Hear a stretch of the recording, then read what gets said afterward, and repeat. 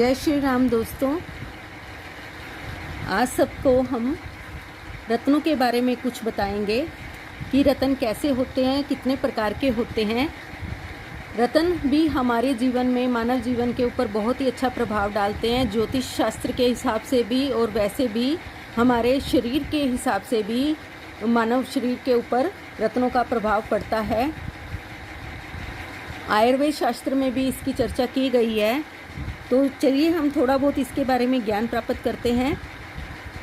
84 रत्न होते हैं एक प्रकार से, और उससे आगे थोड़े बहुत उपरत्न भी पाए जाते हैं जो इस दुनिया में पाए जाते हैं। 84 प्रकार के रत्न पाए जाते हैं।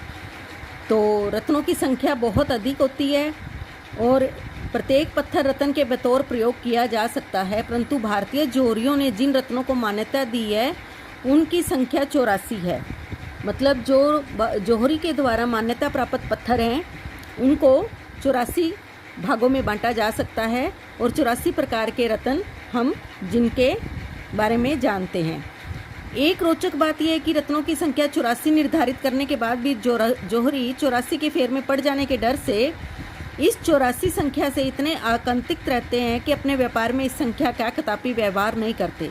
यदि 84 के भाव में उन्हें कोई सौदा करने को बाध्य करे तो वो इनकार कर देते हैं, जबकि पौने या 84.25 में बेचने को वे सहर्ष तैयार हो जाते हैं। इसी तरह न तो वे किसी पुड़िया में 84 नगीने और न ही कदापि 84 रत्ती माल बेचते हैं। यानी कि वो 84 वाली शब्द से, जो कि हिंदू धर्म में जैसे मान्यता है, हमारे वेदों में कहा जाता है कि 84 का फेर, जो हम 84 लाख योनियों में इंसान घूमता है तब जाके वो मनुष्य जन्म पाता है।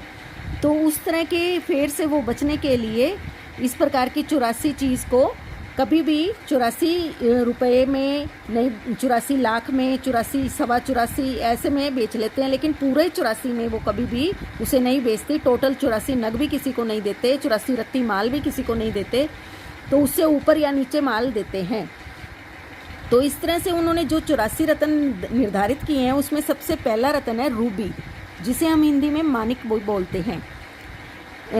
इसे फारसी में याकूत बोला जाता है, हिंदी, मराठी, बंगाली, गुजराती में मानिक बोला जाता है, इंग्लिश में इसे रूबी बोला जाता है, और अरबी में लाल दक्ष, बदख्शा, और संस्कृत में मानिक व रवि रतन आदि कहते हैं। इस तरह से हम इसको परिभाषित करते हैं।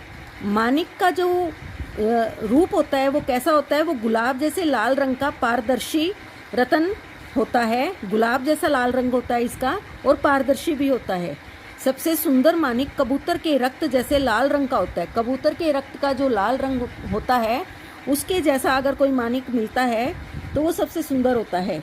4 या उससे अधिक कैरेट का त्रुटिहीन सुंदर रंग वाला मानिक ऐसे ही हीरे की तुलना में दुगना या 5 गुना मूल्य प्राप्त करता है। 8 या 10 कैरेट के मानिक कम ही मिलते हैं। 24 रत्ती से अधिक वजन के मानिक को लाल कहते हैं। यदि 24 रत्ती से अधिक का कोई मानिक मिलता है तो उसे हम लाल बोलते हैं। सबसे अच्छी श्रेणी का मानिक बर्मा में मिलता है। बर्मा नाम के जगह है जहाँ पर, जो हमारे देश के साथ ही लगती है। इसके अतिरिक्त श्रीलंका, थाईलैंड, अफगानिस्तान, काबुल, उत्तरी कैरोलिना, मोन्टाना, हिंद, चीन, भारत तथा बैंकॉक में भी ये पाए जाते हैं। तो इस तरह से हमने मानिक के बारे में जानकारी प्राप्त की कुछ। अब हम चलते हैं दूसरे नंबर के रत्न पर, जिसका नाम है हीरा। हीरा को हम इंग्लिश में डायमंड भी बोलते हैं। अरबी या फारसी में इसे अलमास के नाम से संबोधित किया जाता है। संस्कृत में इसे हीरक कहा जाता है या वज्रमणि भी कहा जाता है, अभेद्य भी कहा जाता है, और लैटिन में इसे एडामंटेन आदि कहा जाता है।